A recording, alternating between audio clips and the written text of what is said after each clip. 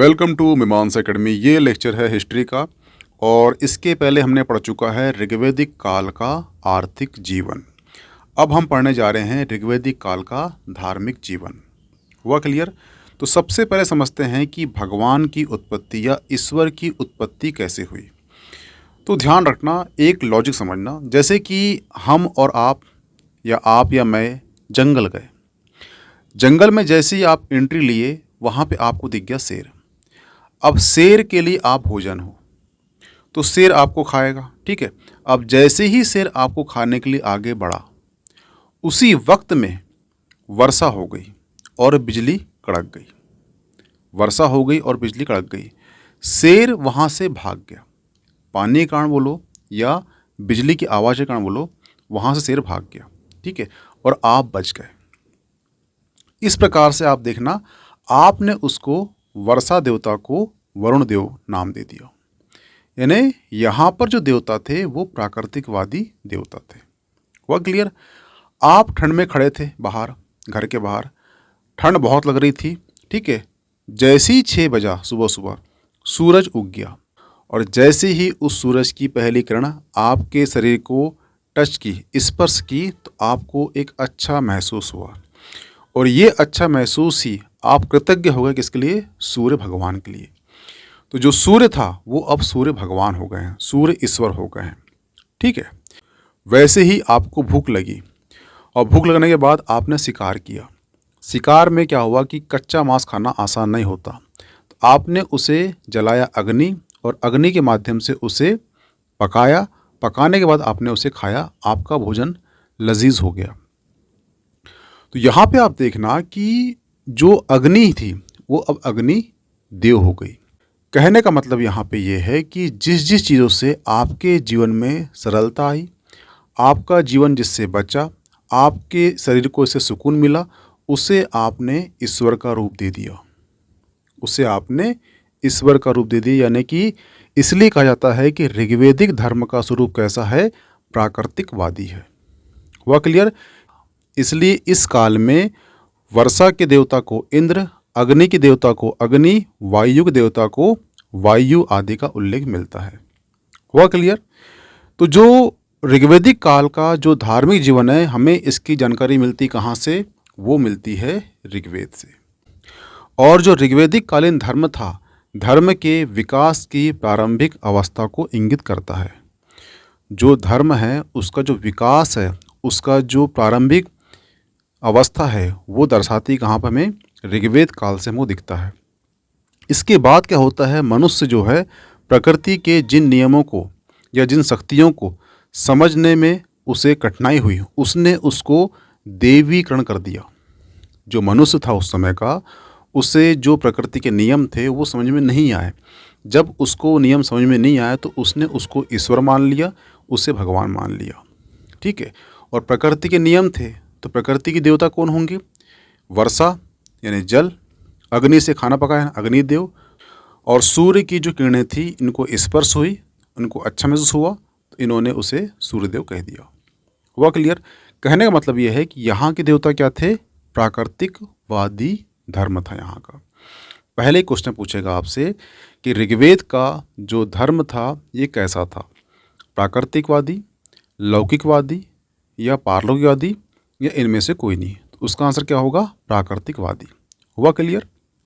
ये ध्यान रखना कि जो ऋग्वेद कालीन ऋषियों ने जिस समय जिस देवता की प्रार्थना की, उसे ही सर्वोच्च मानकर उसमें संपूर्ण गुणों का आरोपण कर दिया, और इसे ही मैक्स मूलर ने क्या कहा है? हीनोथिज्म कहा है। हुआ क्लियर? और ये ध्यान रखना कि इनमें से जो आर्य के सबसे महत्वपूर्ण देवता हुए हैं वो हुए हैं इंद्र, ठीक है। और इंद्र को ही युद्ध का देवता एवं पुरंद यानी कि दुर्गों को तोड़ने वाला भी कहा गया है। इंद्र के सम्मान में ही ऋग्वेद में, किसमें? ऋग्वेद में 250 यानी कि 250 सूक्त यानी कि मंत्र हैं। वरुण देवता को ऋतस्य गोपा कहा गया है, जिसका अर्थ है नैतिक आचरण का संरक्षण करने वाला। क्या कहा है? कभी आपको क्वेश्चन आएगा कि ऋतस्य गोपा किस देवता को कहा गया है, तो वो कहा गया है वरुण देव को कहा गया है, जिसका अर्थ होता है नैतिक आचरण का संरक्षण करने वाला। हुआ क्लियर? ये कौन सा देवता है? ये वरुण देवता है। ये भी ध्यान रखना कि जो ऋग्वेद काल का धर्म है ये पुरुष भाव की इसमें प्रधानता दिखती है। अब ये हम कैसे कह सकते हैं? ये हम इसलिए कह सकते हैं क्योंकि एक एग्जाम्पल मिलता है हमें। ऋग्वेद में वर्णित है कि इंद्र ने विपाशा नदी के किनारे उषा के रथ के टुकड़े टुकड़े कर दिए। और ये जो संकेत करता है कि पुरुष देवता की तुलना में स्त्री देवियों की निम्न स्थिति थी, क्योंकि यहाँ पर पुरुष देवता कौन है? इंद्र है। और इंद्र ने उषा यानी कि जो स्त्री देवी थी उसके रथ के टुकड़े टुकड़े कर दिए, यानी कि यहाँ पर हमें पुरुष भाव की प्रधानता दिखती है धर्म में। हुआ क्लियर? क्वेश्चन आपको ये आ सकता है कि ऋग्वेदिक धर्म जो है इसमें पुरुष भाव की प्रधानता है या स्त्री भाव की, या इनमें से कोई नहीं, या दोनों की। तो यहाँ पर ध्यान रखना, जो ऋग्वेदिक कालीन धर्म है इसमें पुरुष भाव की प्रधानता दिखती है। अगर क्वेश्चन पूछ ले कैसे इंटरव्यू में, तो क्योंकि यहाँ पर जो है इंद्र ने उषा के रथ को विपाशा नदी के किनारे टुकड़े टुकड़े कर दिए थे। ये प्रतीक है, ये संकेत करता है कि यहाँ पर पुरुष देवताओं की तुलना में स्त्री जो देवी थी उनकी स्थिति निम्न थी। हुआ क्लियर? ठीक है। और ये भी ध्यान रखना कि इस काल में हमें बहुदेववाद के साक्ष्य प्राप्त होते हैं। आर्य एक से अधिक देवी देवताओं में विश्वास करते थे। हालांकि इस काल के अंतिम चरण में हमें एकेश्वरवाद के दर्शन भी दिखाई देने लगते हैं। ऋग्वेद में उल्लेखित है कि सत्य एक ही है, भले ही उसके जो नाम है ये अलग अलग है। ठीक है। जो ऋग्वेदिक धर्म है स्थान विशेष के आधार पर देवताओं को 3 भागों में बांटा है। ऋग्वेद काल में जो आर्य हैं उन्होंने देवताओं को 3 श्रेणी में विभक्त किया था। उसमें से एक हैं आकाश के देवता, दूसरे हैं अंतरिक्ष के देवता, तीसरे हैं पृथ्वी के देवता। आकाश के देवता यानी कि सूर्य, वरुण, मित्र, आदित्य, उषा, अश्विन। अंतरिक्ष के देवता यानी कि इंद्र, रुद्र, मारुत, वायु और पुरजन्य। पृथ्वी के देवता यानी कि अग्नि, सोम, पृथ्वी, बृहस्पति और सरस्वती। ये पृथ्वी के देवता। इस प्रकार से आर्यों ने देवताओं को 3 श्रेणियों में बांटा था। ठीक है। और सबसे बड़ा मिथक ये है कि सनातन धर्म या हिंदू धर्म में 33 करोड़ देवता है। एक्चुअली जो 33 करोड़ देवता नहीं हैं वो एक्चुअली कितने देवता हैं? वो एक्चुअली 33 देवता ही हैं। जो सनातन धर्म या हिंदू धर्म है उसमें ओनली 33 देवता ही हैं, जिसमें से 8 वसु, 11 रुद्र, आदित्य, 12। इस प्रकार से 12 और 8 कितने हो गए? 20 हो गए, और 11 कितने हो गए? 31 हो गए। 1 हो गए इंद्र 32, और 1 हो गए प्रजापति यानी कि 33। टोटल 33 देवता है। परंतु ये सवाल उठता होगा आपको कि 33 करोड़ देवता का जो उत्पत्ति कहाँ से हो गई? एक्चुअली आप देखना, जो अंग्रेज लोग आए थे, अंग्रेजों ने जो भारत के जो सनातन जो ग्रंथ थे उसका उन्होंने कन्वर्ट किया है इंग्लिश में। लेकिन क्या हुआ है कि देखना यहाँ पे लिखा रहता है अपने इसमें 33 कोटि, 33 कोटि लिखा हुआ है, 33 कोटि देवता लिखा है। तो जो अंग्रेज है कोटि को उनने कर दिया करोड़। हुआ क्लियर? क्योंकि उनकी हिंदी कमजोर थी तो उन्होंने कोटि को कर दिया करोड़। परंतु जो कोटि है इसका मतलब क्या होता है? इसका मतलब होता है प्रकार। प्रकार यानी कि 33 प्रकार के देवता। जैसे आप कहीं जाते हो तो आप प्रणाम करते हो तो क्या बोलते हो पहले? कि आपको कोटि कोटि प्रणाम। कोटि कोटि प्रणाम का मतलब होता है कि जितने प्रकार से प्रणाम होते होंगे उतने प्रकार से आपको मैं प्रणाम करता हूँ। इस प्रकार से जो कोटि का मतलब होता है वो प्रकार होते हैं। और यहाँ पर जो है 8 वसु हैं, 11 रुद्र हैं, 12 आदित्य हैं, 1 इंद्र हैं, 1 प्रजापति हैं। इस प्रकार से 33 प्रकार हैं देवता के, इसलिए 33 कोटि देवता नाम रखा गया था। लेकिन अंग्रेजों को कोटि लगा करोड़, और उस प्रकार उन्होंने जो कोटि है उसको उन्होंने क्या कर दिया? 33 करोड़ कर दिया। और वहाँ से मिथक शुरू हो गया है कि भारत में 33 करोड़ देवता है। परंतु वो एक्चुअली 33 करोड़ देवता नहीं है, वो एक्चुअली 33 कोटि यानी कि 33 प्रकार के देवता हैं, जिसके अंतर्गत 8 वसु, 11 रुद्र, 12 आदित्य, 1 इंद्र और 1 प्रजापति है। हुआ क्लियर? जो 8 वसु हैं उसमें अग्नि, पृथ्वी, वायु, अंतरिक्ष, आदित्य, घौ, चंद्रमा और नक्षत्र हैं। और जो 11 रुद्र हैं वो है प्राण, अपान, व्यान, समान, उदान, नाग, कूर्म, कर्कल, देवदत्त, धनंजय और 11वें हैं जीवात्मा। जो 12 आदित्य हैं ये 12 महीने के नाम हैं। एक है इंद्र यानी कि बिजूली और एक है प्रजापति यानी कि यज्ञ। इस प्रकार से 33 देवता है सनातन धर्म यानी कि हिंदू धर्म में। हुआ क्लियर? कभी आपको क्वेश्चन कर सकता है इंटरव्यू में कि 33 देवता हैं उनको आप बताइए, जिसमें से 8 वसु हैं, 11 रुद्र हैं, 12 आदित्य हैं। और ये जो 11 रुद्र हैं, जब हमारी मृत्यु होती है तो ये 11 रुद्र ही हमारे शरीर से बाहर निकल जाते हैं। और जब ये हमारे शरीर से बाहर निकल जाते हैं तो हमारी मृत्यु हो जाती है, जैसे कि प्राण यानी कि श्वास। हुआ क्लियर? मनुष्य जब पैदा होता है तो सबसे पहले क्या आती है? उसकी सांस आती है। और मनुष्य जब मरता है या उसकी मृत्यु होती है तो सबसे पहले क्या जाती है? उसकी सांस जाती है। हुआ क्लियर? इस प्रकार से आपको याद होना चाहिए कि भारत में 33 करोड़ देवता नहीं है, एक्चुअली 33 देवता है, जिसमें से 8 वसु, 11 रुद्र, 12 आदित्य, 1 इंद्र, 1 प्रजापति है। हुआ क्लियर? ठीक है। तो ये ध्यान रखना कि सनातन धर्म या हिंदू धर्म में 33 कोटि यानी कि 33 प्रकार के देवता हैं। हुआ क्लियर? अब हम जो हैं, जो ऋग्वेद काल में जो प्रमुख देवता हैं उसके बारे में पढ़ लेते हैं। ठीक है। जैसे कि सबसे प्रमुख देवता हैं वो हैं इंद्र। पहले देवता हैं इंद्र। तो ध्यान रखना, इंद्र ऋग्वेद का सबसे महत्वपूर्ण देवता है। इसे पुरंद भी कहा गया है। पुरंद यानी कि दुर्गों को तोड़ने वाला। जो ऋग्वेद है, ऋग्वेद का जो दूसरा मंडल है, दूसरे मंडल में इंद्र के लिए 250 सूक्त हैं। जो ऋग्वेद है, ऋग्वेद का जो दूसरा मंडल है उसमें इंद्र के लिए जो सूक्त है वो कितने हैं? 250 है।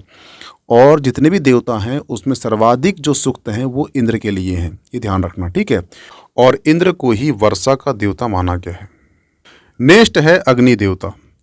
इंद्र के बाद सर्वाधिक 200 सूक्त, 200 सूक्त जो है अग्नि के लिए स्तुति में है।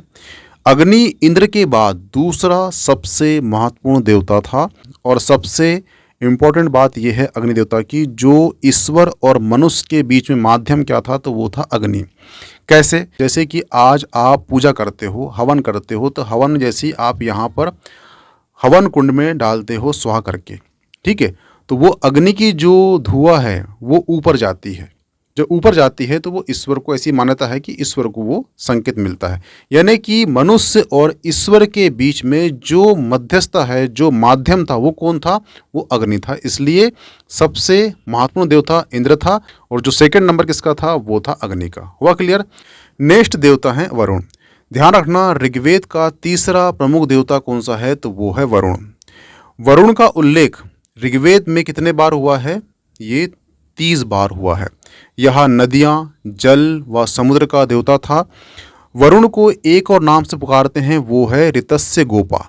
ऋतस्य गोपा का अर्थ होता है, ऋतस्य गोपा जिसका अर्थ होता है नैतिक आचरण का संरक्षक। हुआ क्लियर? वरुण को असुर भी कहा गया है। ऋत की व्याख्या सृष्टि के नियमित या भौतिक या नैतिक व्यवस्था के रूप में की गई है। जो ऋत है उसकी जो व्याख्या है सृष्टि के नियमिता, भौतिक और नैतिक अवस्था, नैतिक व्यवस्था के रूप में की गई है। इसलिए क्या कहा गया? इसे नैतिक आचरण का संरक्षक। और ये ध्यान रखना कि जो महाभारत हुई है, महाभारत में खेलते थे क्या? पासा। पासा इसलिए खेलते थे कि जब आप पासा को हाथ से घुमाते हो और जब पासा फेंकते हो तो आपकी हथेली खुलती है। हथेली जब खुलती है तो उसे कहते हैं ऋत खुलना। इसीलिए जो ऋत का रक्षक है वो पासा खेलकर होती थी। ऐसी एक मान्यता थी कि जब आप पासा खेलते हो तो आप जो वो पासा को घुमाते हो और जब आपका पासा वो फेंकता है तो आपका मुट्ठी खुलती, हथेली खुलती है। वो हथेली जो खुलना होता है इसे कहते हैं ऋत खुलना। इसीलिए जो ऋत है उसका रक्षक जो है वो कौन सा खेल है? वो पासा खेल है। वरुण देव को आहुरम जदा भी नाम से जाना जाता है और ये प्रकाश के देवता थे। हुआ क्लियर? यहाँ से इतना याद रखना कि जो वरुण देवता हैं इन्हें एक और नाम से पुकारा जाता है, वो है ऋतस्य गोपा। ऋतस्य गोपा का अर्थ होता है नैतिक आचरण का संरक्षक। हुआ क्लियर? नेक्स्ट देवता है वो है सोम। सोम जो है पेय पदार्थ देवता है। ऋग्वेद का जो 9वां मंडल है वहाँ पर हमें सोम के बारे में हमें उल्लेख मिलता है। कौन सा? 9वां मंडल। ये ध्यान रखना, ये क्वेश्चन पूछता है कि सोम का उल्लेख कहाँ पर है? ऋग्वेद के 9वें मंडल में। नेक्स्ट है मारुत। मारुत यानी कि आंधी तूफान के देवता। जैसे कि बोलते हैं ना आप हनुमान जी को मारुति नंदन, तो वो आंधी तूफान देवता कौन से हैं? वो है मारुत। नेक्स्ट देवता है पूषण। ऋग्वेद काल में पशुओं के जो देवता थे वो उत्तर वैदिक काल में क्षुद्रों के देवता हो गए। और जो पूषण हैं इसके रथ को खींचता कौन था? तो वो खींचते थे बकरे। कभी क्वेश्चन आ जाए कि पूषण के रथ को कौन खींचता था, तो उसका आंसर है बकरे। सविता जो है देवताओं का आँख, चक्षु या पाप मोचन देवता था। विश्वामित्र ने अपने तीसरे मंडल में गायत्री मंत्र की रचना की थी जो कि सविता को समर्पित है। जो विश्वामित्र हुए हैं उन्होंने तीसरे मंडल की रचना की है, वहाँ पे उन्होंने गायत्री मंत्र लिखा है। और गायत्री मंत्र जो है किसको समर्पित है? वो सविता को समर्पित है। और जो सविता है ये सूर्य की पुत्री थी। वह क्लियर ध्यान रखना, एक क्वेश्चन आता है कि विश्वामित्र ने जो तीसरा मंडल लिखा है ये किसको समर्पित किया है? तो ये सविता को समर्पित किया है। तो यहाँ से तो जो ऋग्वेद कालीन जो मुख्य देवता थे वो उनके बारे में हम पढ़ चुके हैं। ठीक है, यहाँ से क्वेश्चन बाहर नहीं आते। इतने क्वेश्चन करता है कि इंद्र का उल्लेख कितने बार, यही क्वेश्चन करता है कि इंद्र के सूक्त कितने दिए गए हैं ऋग्वेद में, तो वो है 250। अग्नि कितने दिए हैं? तो 200। वरुण का कितने बार उल्लेख किया गया है? तो 30 बार उल्लेख किया गया है। सोम का उल्लेख कहाँ किया गया है? तो 9वें मंडल में किया गया है। मारुत किसके देवता हैं? तो वो है आंधी तूफान देवता हैं। पूषण किसके देवता थे? तो ये ऋग्वेद में पशुओं के थे। और जो उत्तर वैदिक काल में है यहाँ पर ये क्षुद्रों के देवता बन गए। और इनके रथ को कौन खींचता है? तो वो बकरे खींचते हैं। अंतिम है सविता। तो जो विश्वामित्र है उन्होंने ऋग्वेद के जो तीसरा मंडल है उसमें रचना की है। उसमें रचना की है किसकी? गायत्री मंत्र की। और गायत्री मंत्र जो है इन्होंने सविता को समर्पित किया है। सविता जो है ये सूर्य देव की पुत्री थी। हुआ क्लियर? तो यहाँ से इतने क्वेश्चन आएंगे आपको, तो ये लेक्चर को ध्यान से सुन लेना। इसके जो की पॉइंट्स को लिख लेना। इसकी PDF आपको मिल जाएगी मीमांसा एकेडमी के एप्लीकेशन में, तो प्लीज़ उसे प्ले स्टोर से डाउनलोड कर लीजिए। ठीक है, मिलते हैं नेक्स्ट टॉपिक में। Okay, thanks.